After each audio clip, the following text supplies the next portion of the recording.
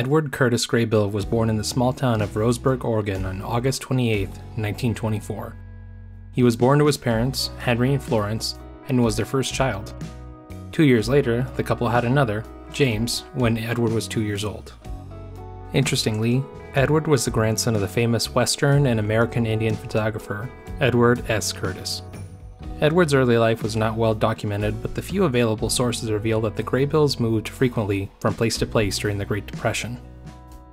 Henry Graybill supported his family throughout the decade by working in the oil industry, but the family was unable to settle down.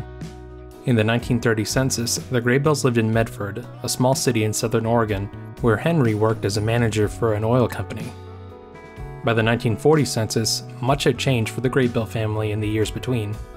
The family was now located in Salt Lake City, Utah, but listed that they had lived in Phoenix, Arizona in 1935. Henry now worked his way up and served as a sales manager for an oil refining company. It is not known when exactly the Graybills left Utah, but not long after the census was recorded, the family moved to Spokane, Washington.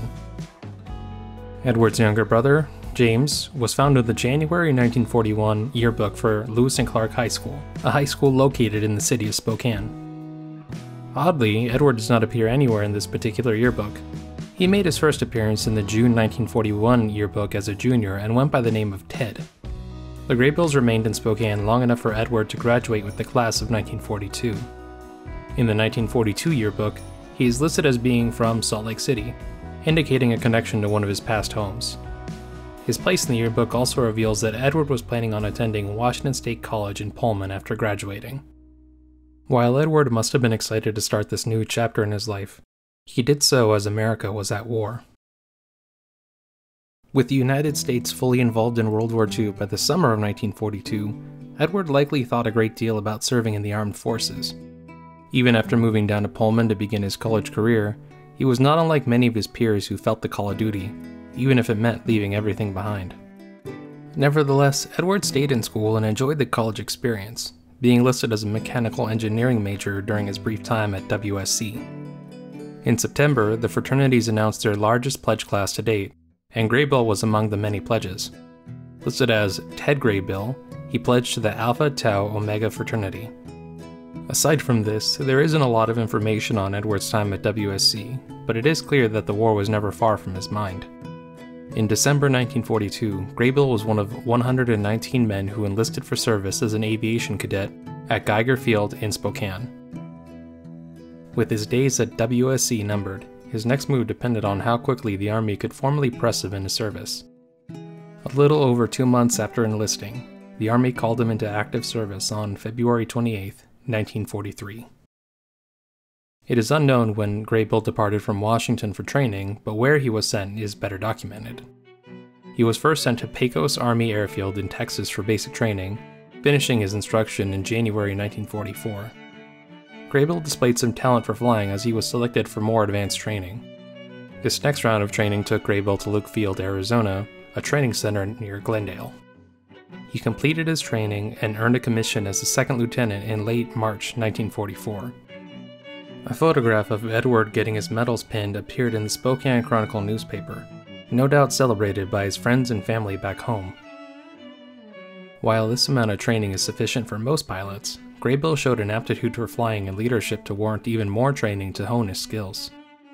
The next training locations were all located in various centers in California, each specializing in different aspects of flying.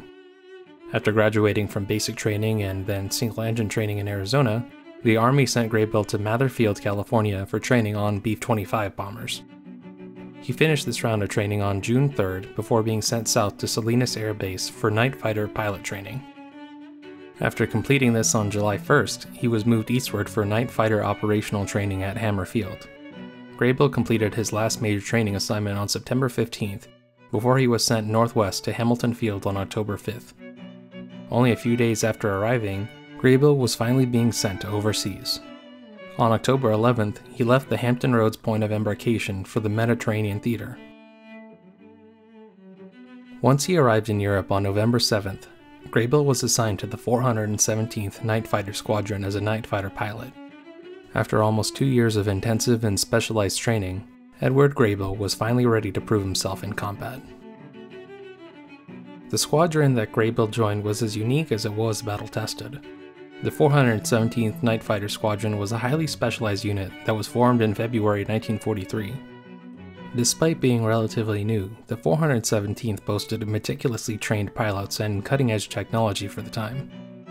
Piloting the heavily armed, British-made Bristol Beaufighter, the unit also made extensive use of radar, a recent and top-secret invention that gave them a significant advantage in night operations. This is the P-61, called the Black Widow. She's well named because she packs 4 caliber 50 machine guns and 4 20mm cannon. An obituary notice goes with each bite. By the time Graybill joined the unit, the group was seasoned from numerous operations in North Africa and Italy. The 417th deployed in southern France after the lesser-known Allied invasion in August 1944, that followed the more famous D-Day landings 2 months earlier. When Graybill was assigned to the 417th, the unit was stationed in Louvain and had been involved in combat operations since September. As southern France grew colder in the fall, the squadron had flown dozens of sorties each month, reaching as high as 94 sorties in October. Sorties continued to be flown despite the dangerous weather, and while many pilots returned unharmed, the luck of some pilots ran out sooner than others. On December 9, 1944, Graybill and another pilot were killed after their Beaufighter struck a power line in Louvain. According to a report, Graybill was on an orientation flight before the plane struck the line, sending the plane crashing into a hill. Edward Graybill was only 20 years old at the time of his death. His remains were recovered and buried at the United States Military Cemetery in Draguignan, France. Despite only attending WSC for a single year, his name is listed among the many other students who died during World War II on the WSU Veterans Memorial.